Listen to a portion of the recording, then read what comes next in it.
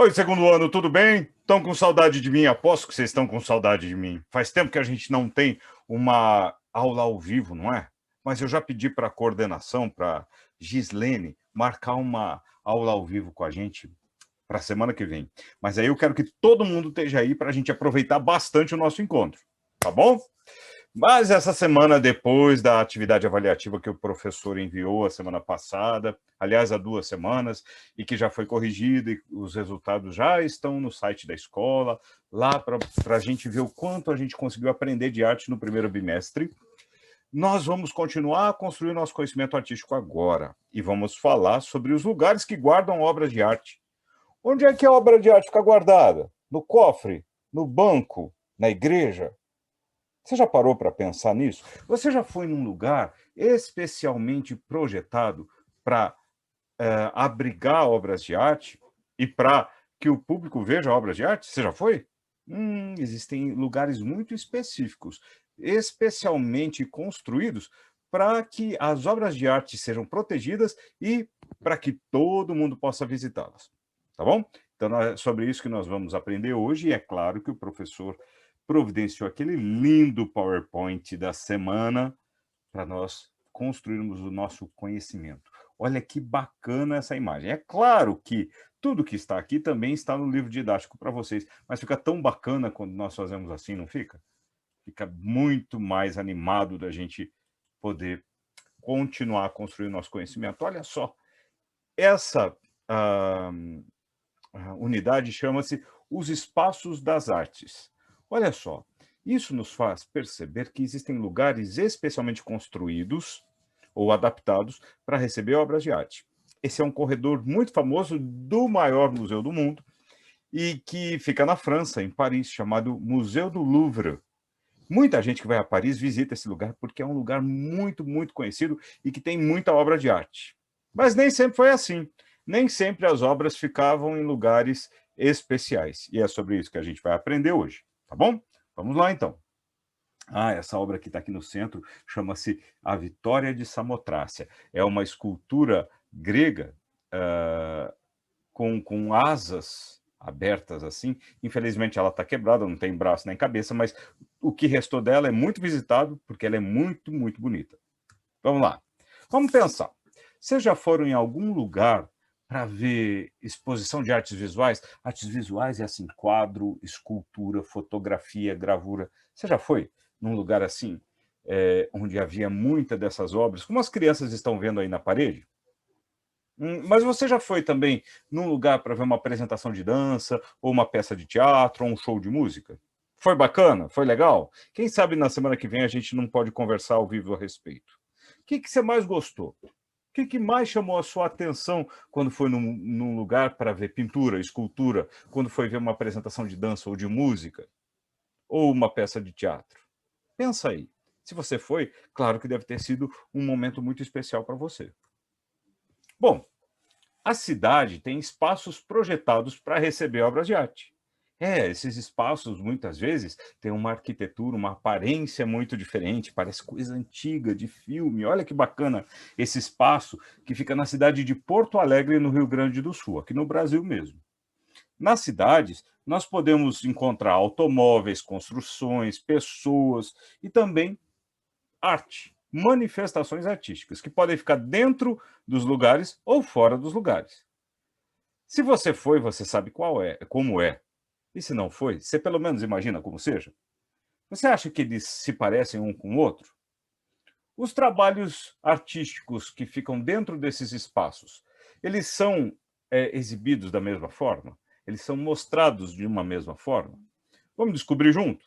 Olha só, os espaços em que nós podemos encontrar arte podem ser abertos, como na primeira imagem, ou fechados, como na segunda. Os espaços fechados, por exemplo, como a gente vê aqui nessa segunda imagem, onde nós temos esculturas como essa desse animal, essa escultura abstrata que parece um pilar aqui vermelho, e as pinturas na parede, esse é um espaço fechado. Isso pode ser, por exemplo, uma casa de espetáculo, ou uma galeria, ou um museu. Mas existem espaços abertos que também recebem obras de arte. E a gente vê isso na primeira imagem com essas esculturas de uma artista francesa chamada Niki de Saint-Phal. Olha só que bonitas, coloridas, né? Parecem uns monstros coloridos, divertidos assim. Elas estão num parque. É, parques, teatros ao ar livre, muros, viadutos, entre outros espaços, como a própria rua, também podem exibir obras de arte. E isso é legal porque daí todo mundo vê, né? Todo mundo que está passando vê, passa de carro vê, passa a pé, passa correndo, passa fazendo alguma coisa com a família, consegue ver a obra de arte. Certo? Agora, vejam só, nós vamos conversar sobre os espaços das artes em diferentes épocas. Nós sabemos que esses espaços podem ser abertos ou fechados. Mas agora a gente vai entender como é que começou essa proposta de ter espaço para guardar obra de arte para que as pessoas possam ver as obras também. Vamos ver aqui, ó. Aqui esse lugar é muito bonito, fica em Minas, chama-se Inhotim, que é um parque com muitas obras de arte. Elas ficam tanto fora quanto dentro dos espaços. Vamos lá. Esse espaço aqui chama-se Teatro Grego.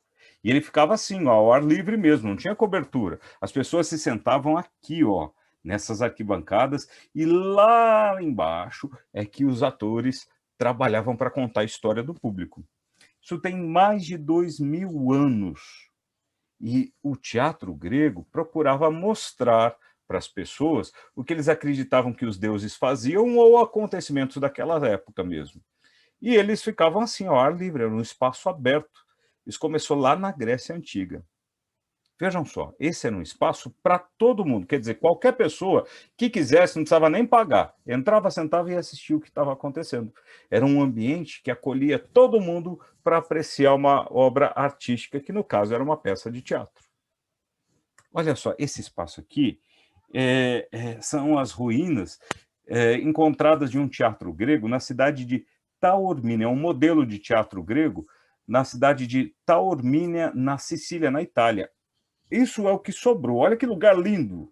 Lá atrás o mar, né, a orla, e aqui as ruínas do teatro. Imagine como deve ter sido linda essa visão. E as pessoas podiam frequentar esse lugar para assistir peças de teatro.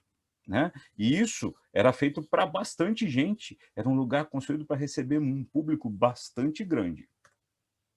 E hoje, como é? Bom, hoje nós ainda temos teatros, como havia na Grécia Antiga, e nós temos casas de espetáculo também. Né? Mais ou menos por volta de 1500, começou-se a construir teatros fechados lá na Europa. Então, não mais eles eram abertos e disponíveis para todo mundo. Não era todo mundo que podia entrar nesses teatros construídos na Europa a partir de 1500. Eles eram fechados, as pessoas ficavam assim, tinham um telhado em cima, era diferente do teatro grego. E não era para todo mundo. Normalmente, era assim, para apresentações particulares. Então, só quem podia pagar que entrava e assistia. Ainda é assim em muitos lugares. Nesses lugares, normalmente aconteciam peças de teatro ou apresentações musicais.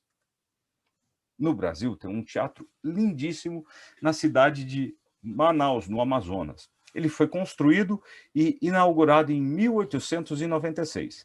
A primeira imagem que vocês veem mostra o estilo do teatro em estilo neoclássico, com essa cúpula que tem as cores da bandeira nacional. E a segunda imagem mostra ele por dentro. Olha que teatro luxuoso, bonito. Parece um teatro europeu, não parece? Esse é um tipo de espaço projetado para receber expressões artísticas. Pode ter aí show de música, pode ter teatro, pode ter dança, e pode ter até exposição de quadros e pintura, de quadros e de esculturas e de fotografias também. O museu é uma ideia assim que não é muito velha. Ela começou a partir de 1700, então ela é relativamente nova quando comparada à história da humanidade. Lá na Europa é que começam a surgir os primeiros museus com a função de guardar e conservar obras de arte, além de permitir que o público visitasse essas obras para contemplá-las, para observá-las, para todo mundo, infelizmente, que pudesse pagar, pudesse ver. Né? Esse que vocês veem a fachada com essa pirâmide de vidro na frente, é o chamado Museu do Louvre. Esses espaços passaram a ser abertos à visitação, de quem quisesse apreciar, observar, contemplar as grandes coleções de arte, que na época eram assim, da família real, do rei e da rainha, ou das pessoas que tinham muito dinheiro. Antes de existirem esses espaços como os museus, só tinha um jeito de ver as obras de arte. Ou você era amigo do rei e frequentava o castelo, o palácio, ou você ia para a igreja, mas quem vai para a igreja não vai para contemplar a obra de arte. Acaba contemplando a obra de arte com outro pensamento, que é se aproximar de Deus. O legal do museu é que ele consegue abrigar as obras, conservar essas obras e permitir que as pessoas as vejam. Você já foi no museu? Quando for a São Paulo, pode pedir para o papai e para a mamãe levarem vocês, claro, depois da pandemia, porque agora não dá, a esse lugar aqui que é sensacional. Fica na Avenida Paulista, em São Paulo. O Pro já foi muitas vezes lá, porque existem cursos, exposições, exposições do que é do próprio museu. Eles recebem também coleções do estrangeiro para que todo mundo possa ver. Então, esse é chamado MASP, Museu de Arte de São Paulo. Ele foi criado em 1947. Ele parece essa caixa de vidro suspensa por esses pilares vermelhos, não é? Olha só como ele é por dentro. Ele é todo modernoso, espaçoso, cheio de rampas e escadas para que todo mundo possa acessar as coleções. Lá no subsolo tem um restaurante ótimo também que dá para visitar com a família. Então, da próxima vez que for a São Paulo, não pensa só em shopping, não. Pede para o papai, para a mamãe, para a família, levar você até o MASP, para você conhecer como que é esse espaço especialmente construído para receber obras de arte. Na próxima semana, nós vamos descobrir que existem outras formas de se abrigar e expor obras de arte, ok? Essa semana não tem atividade, vocês podem ficar tranquilos. E na outra semana nós vamos ter uma chamada ao vivo, vai ser mais gostoso, tá bom? Tenha uma semana excelente aí e logo, logo a gente tá junto. Beijão para vocês.